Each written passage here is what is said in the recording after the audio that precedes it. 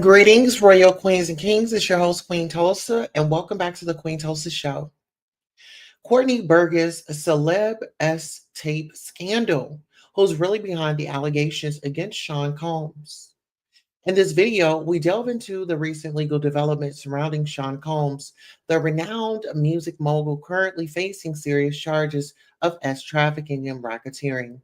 Combs has initiated a defamation lawsuit against Courtney Burgess, a man who claims to possess incriminating videos of Combs engaging in encounters with various celebrities, including allegations involving minors. We will explore the implications of these allegations, the details of the lawsuit, and the potential impact of Combs' reputation as he awaits trial in Brooklyn.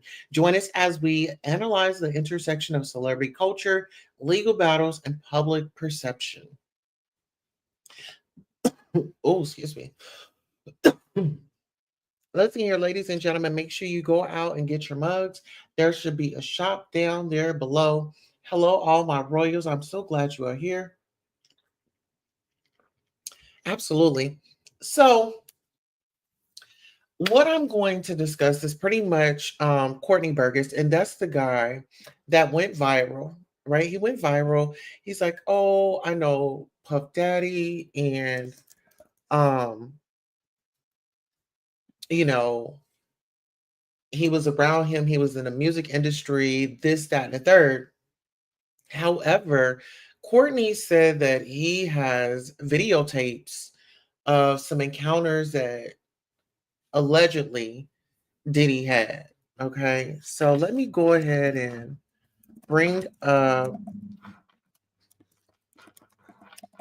a live video of Courtney, okay, and his shenanigans. Give me 1 second as I go ahead and upload this documents. All right, I hope everyone is having a wonderful day. And everything is working out for you. Okay, so there are several stories up here. Oh, this will be the one. Okay, so this is the one. This is the one. All right, so let me go on mute and then let me play.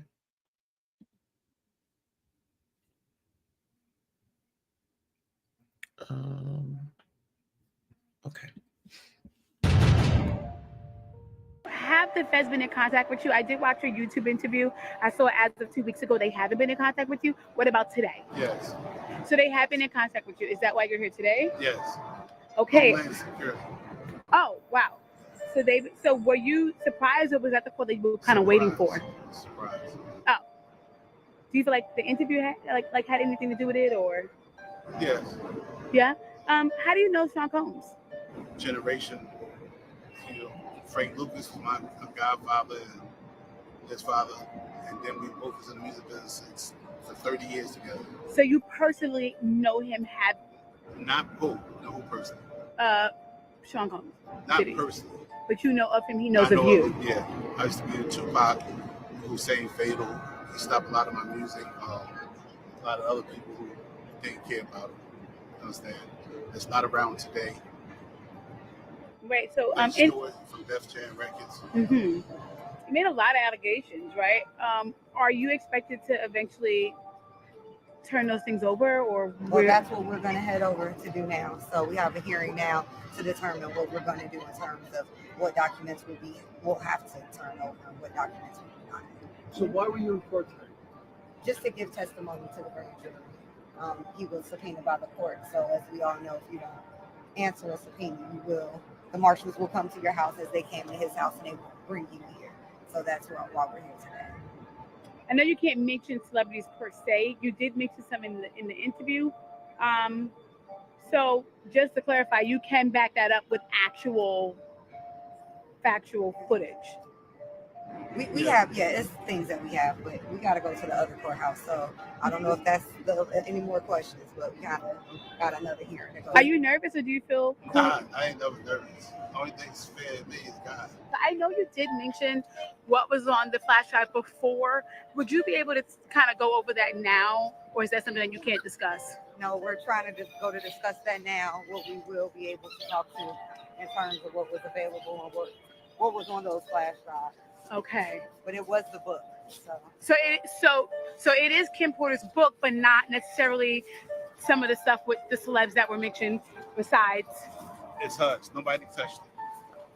Oh, so it is her official book. Yes. And no one touched nobody altered it. Nothing. So it's not the copy that the gentleman said that he was selling before. No. No.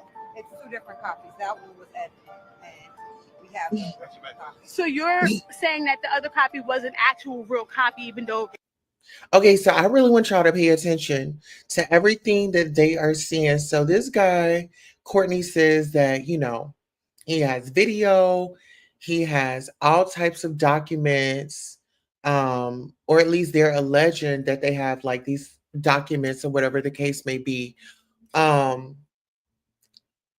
It's a lot. It's a lot. But we're gonna go ahead and take a listen.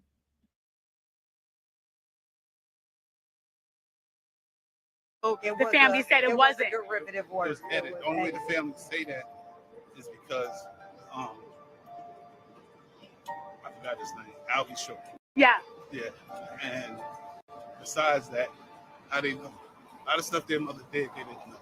And I'd like to say apologize to the mother and the family for the picture being in front of it. So listen here, I want to jump in right quick because I'll be sure, I don't know if you all know, but I'll be sure there's been clarification that Diddy did not adopt his son. So all that was like bogus. That's not true. And we'll get into that a little bit later.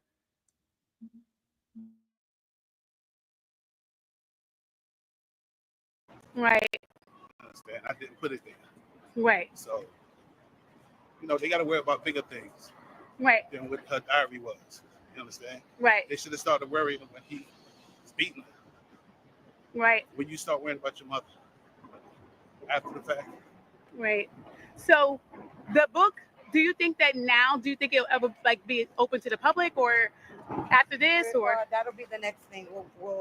I've been contracted to go to Amazon and work out whatever legalities that may have existed prior, so that we can republish the book. Wow! So the public will get to see her actual words and thoughts. So very soon, the actual unedited version. We'll be that putting that out soon. So I'm wondering, do you own the rights, I guess, or how does that work? I guess the own rights was given to me, right? Okay. Possession is not for the law. So.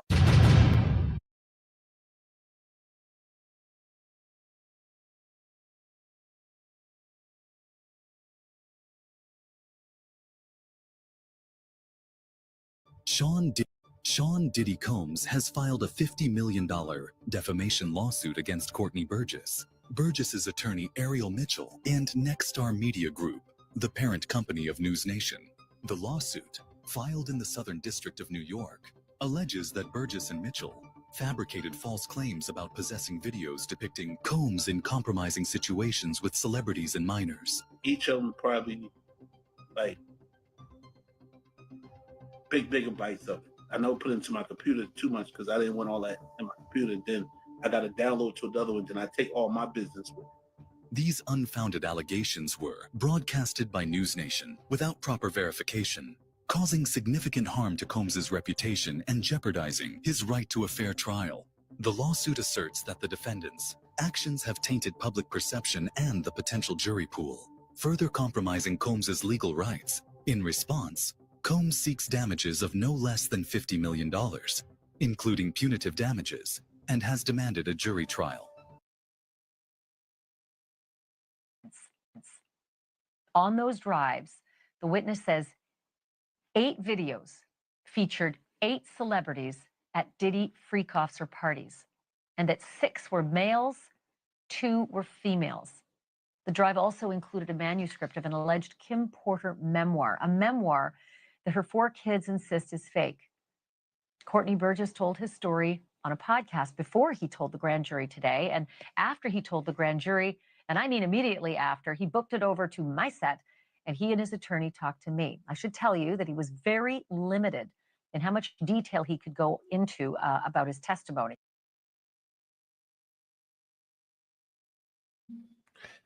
Okay, so I have a question. Do y'all feel like Courtney needs, if he doesn't have anything, do y'all feel like he deserves to be getting him some charges behind his name?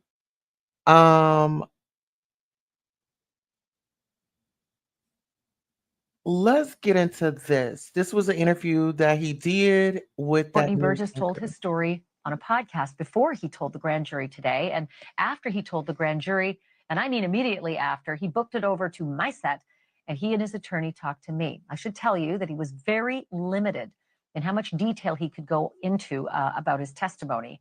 And because the 8 people in the videos, the 8 celebrities in the videos were allegedly victims of sex crimes, we know who they are, but we will not be naming them, famous or not.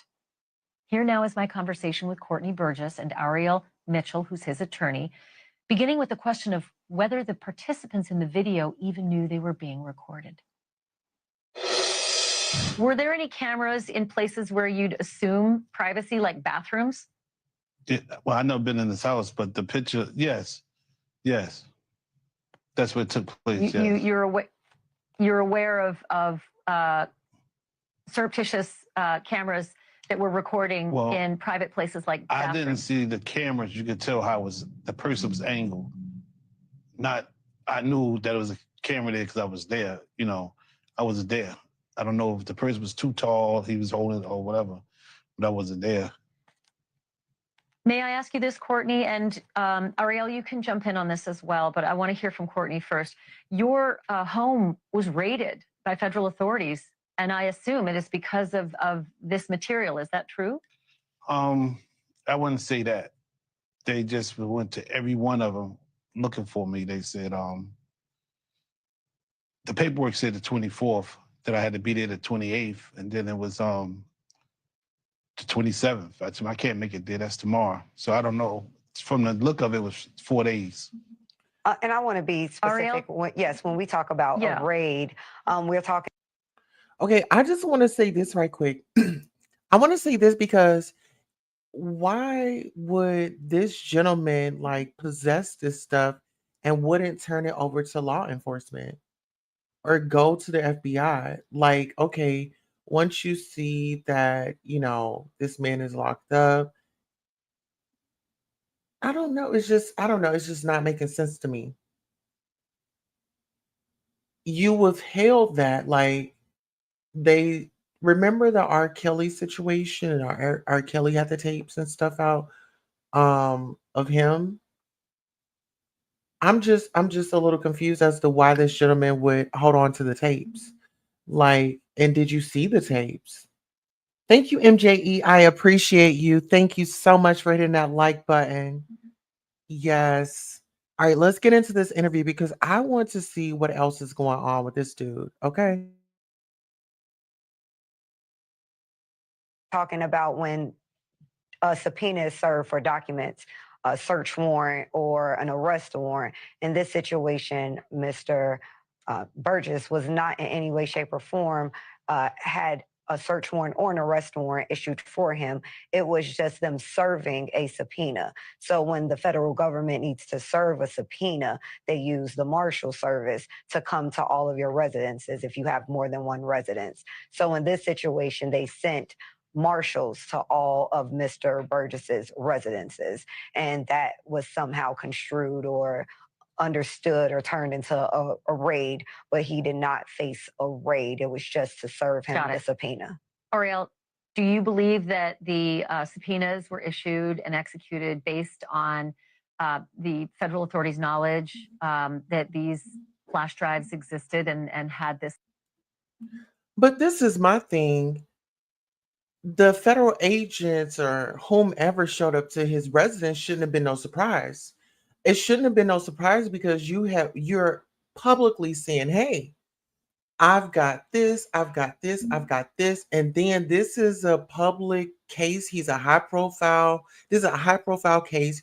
He's a celebrity, and then, like I said, it goes back to R. Kelly. Remember, R. Kelly had the tape out and things like that. So of course they're gonna run down and try to locate you and see what you're talking about. It wasn't because of anything else. It was to, let's get to this person and let's retrieve whatever it is that he's saying that he has. You know, MJE says, my mom always said if something doesn't feel right, something ain't right. And and this is the thing, like his attorney as well. Did you vet your client? This is my thing, because they're saying, like, in the Jay-Z case, him and the woman that's autistic, did you really vet her? This, that, and the third. So it's a lot of, with this particular case, comes with a lot of attention. The trial is what we're almost in February, so March, 3 months away. 3 months away from Diddy's trial. But see, this is what I want to know.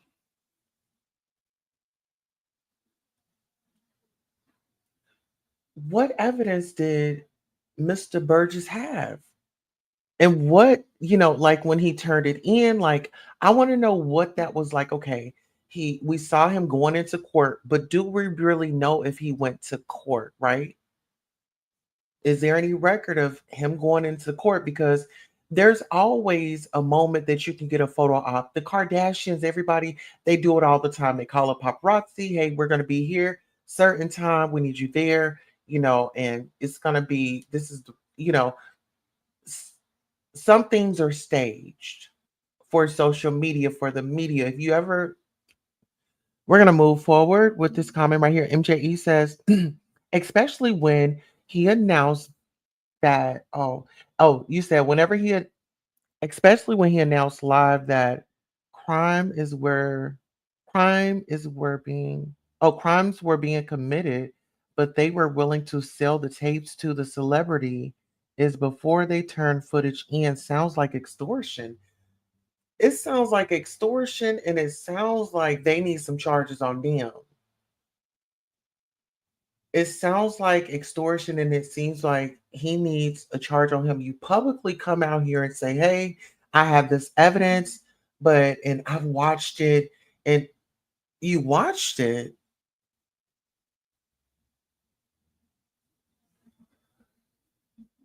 Let's get into this interview, child. Let's finish listening.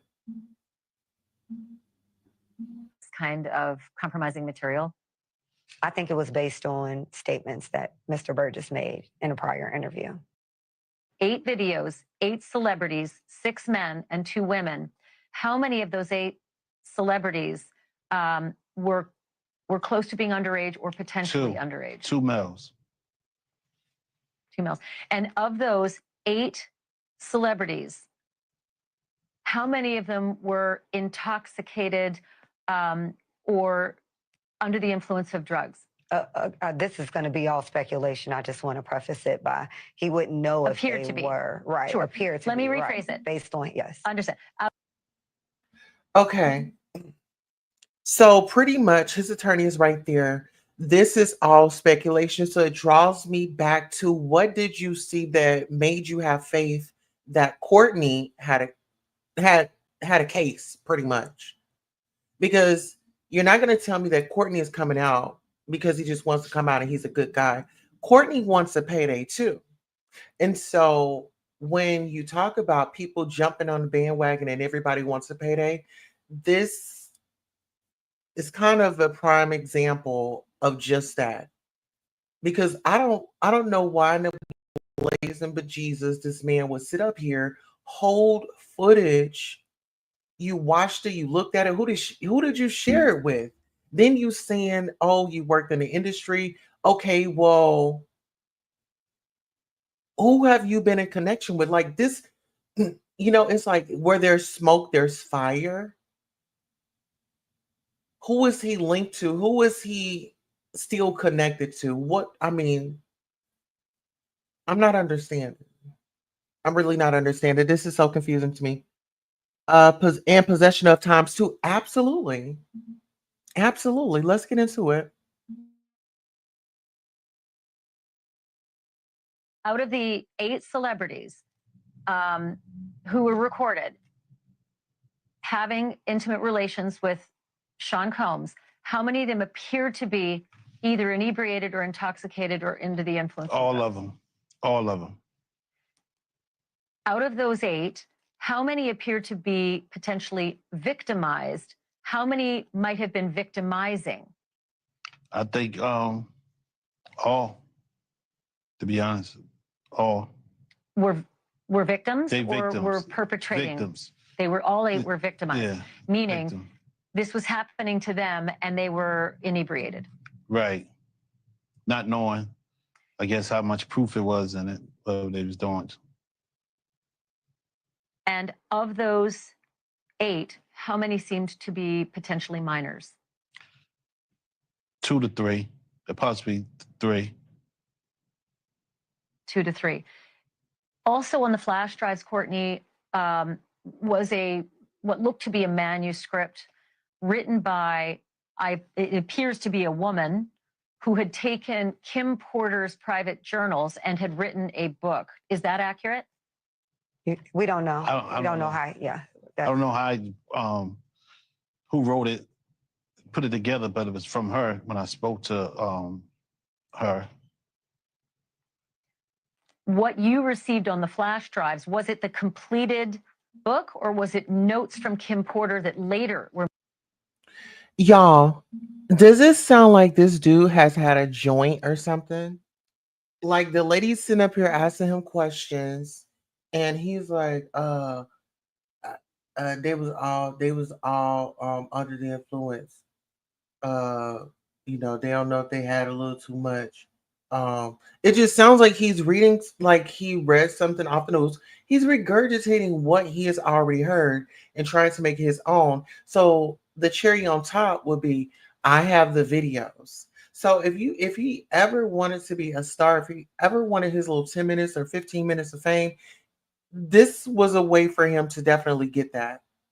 Because when you say these are the money making words, or the attention grabbers, the eye catchers, the eye catchers. Oh, we got these tapes. Make it sound good,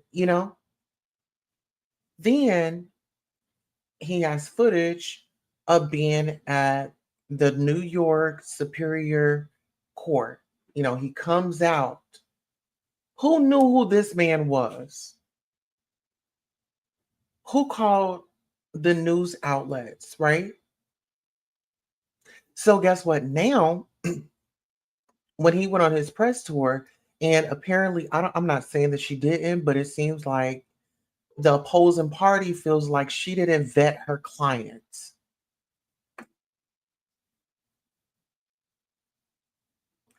Is this what Jay-Z meant when he said Busby? Oh my goodness. You know what? It's a lot going on. I'm not about to add Mr. Busby up in this, but it's a lot going on.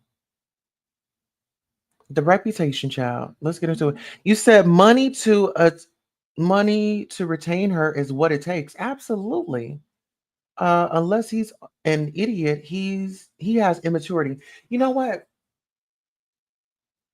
The truth don't change, and his mannerisms, the way that he's, presenting himself, the way he's just sitting right there, sitting back. He's It's his body language, and it feels like I don't know. I don't know.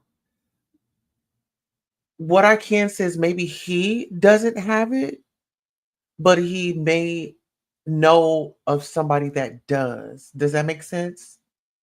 So he would rather, hey, I'll be the face of it and I'll say this, so I can protect someone else's image. Now, that could be an angle if you just really want to just get investigative and just kind of see all angles of, where everybody's coming from. But let's go ahead and get into this. Let's go ahead and get into this interview. Were made into a book. It was completed. It's only Okay. 60, it's only about 54 pages. It was Sure. And in the beginning, it says, Kim made me promise that if something happened to her, I would make sure this book became public to the world. The way Sean moved, I knew that was a promise I would have to fulfill.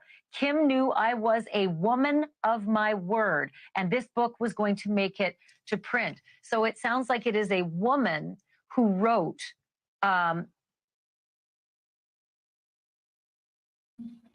That makes me feel like Kimora Lee Simmons. You get what I'm saying? Well, when you think about a woman and Kim Porter, that would be, I mean, because you got to think about this. Kimora and Kim, they were friends way back in the day, and I don't know if y'all know this, but Kim dated Russell before Kimora. So they're really close. And remember Kimora's fire. Oh my goodness. Remember Kimora's house was on fire all of a sudden and randomly. And then I'm looking at present day, and you got people starting fires out there in California. Listen here. I'm not saying that somebody started a fire at a house, but a fire was started. Okay. And y'all can look that up. I'm not making that up. MJE says, meaning he signed paperwork that states he can't be charged for the things he's speaking of. In my opinion, this is a problem we have in the world. Okay.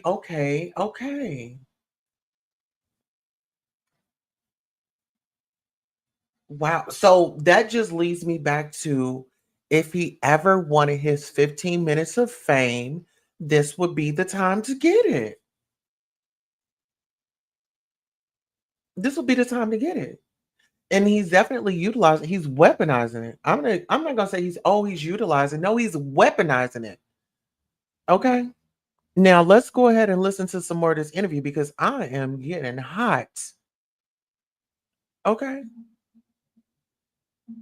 Up the notes get from into Kim it. Porter. Does that sound accurate? it's how you read it, yes. I haven't even read the book. Do you know who the woman is? No. And to be clear, he received it in its complete form. So I think just to make sure we have some clarity here, Yeah. the manuscript that Mr. Burgess received was already in its complete form. It's not that he edited it or changed anything. Got it. He did give it to someone Makes else sense. who then edited it, but that's not how he received it. Okay, so Ariel, did your client Courtney receive the book from the woman who seems to have written it, saying, I'm a woman of my word, and this book is going to make it to print? I don't know if he received it from a man or a woman. He can answer that. I received it from a man. I tell you, somebody she was dating. Do you know if the notes... Okay, so let me ask y'all this. Don't y'all think that it's a little strange that this woman don't know if this is a man or a woman that had given him the evidence? That's why I say it goes back to, did she vet him? Did this woman vet him, or did she just see a story that was, oh, this is juicy? It was just glittering right there in front of her face. She was like, oh, let's do this. That's what I want. Because like I said, it goes back to vetting, vetting. And like in the Jay-Z case, he was saying that Busby wasn't vetting. He didn't feel that he was vetting the people that were coming up with lawsuits.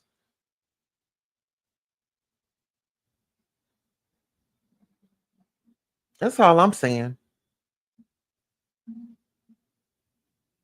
Okay, let's go. From the book really were from Kim Porter? It was, yes, because I spoke to her probably like 6 hours before I got it, received it. You spoke to Kim Porter? Yes. So Kim Just Porter. saying hi. Hey, Norris. Just saying hi. Didn't Okay, Ariel, go ahead and give me clarity on the timeline. No, I'm trying to get him Ariel. to provide clarity of, was there a conversation with No, her? I was or talking just- to the person, and he said, hold up, this is Courtney, be right here. Let me say something to him. He said, I know him, put me on speaker. Then that's how we end up speaking. And then later, Then somebody later. brought somebody else came and brought you the manuscript. Right. Before I left ATL. To the best of your knowledge, Courtney, do you believe that the manuscript is truly based on Kim Porter's diaries? Because there is a lot of dialogue in there. It is pages and pages of actual dialogue, which, I mean, I can't remember breakfast today, let alone dialogue from 5, 10, 15, and 20 years ago. I guess this is a woman's scar. You understand? Maybe, what she been through. It's, I'm not a woman, so I'm just going by how I got female friends and relatives. They always come to the house scoring because what went on in a relationship. And when you're scoring, you can't forget it. The lawyer just said, the story the tapes tell are the story of Diddy from the last several decades. And I know that you've known Diddy for a very long time. Can you describe what that story is based on what you now know to be true, the last several decades of Diddy's behavior and the reason he's now sitting in lockup? I think I've been doing it for 35 years. I think we probably entered the music business at the same time. He entered with Uptown. I entered into Big Beat, Atlantic. At the time, I guess he was ambitious. He was then from ambitious went to doing anything. And then from doing anything to didn't care about nobody, who he could beat. And then he ended up turning to Lucifer today. I look at him, I know y'all call him Diddy or Puffy, I call him Lucifer. Well, child, it sounds like that man was going off of a script.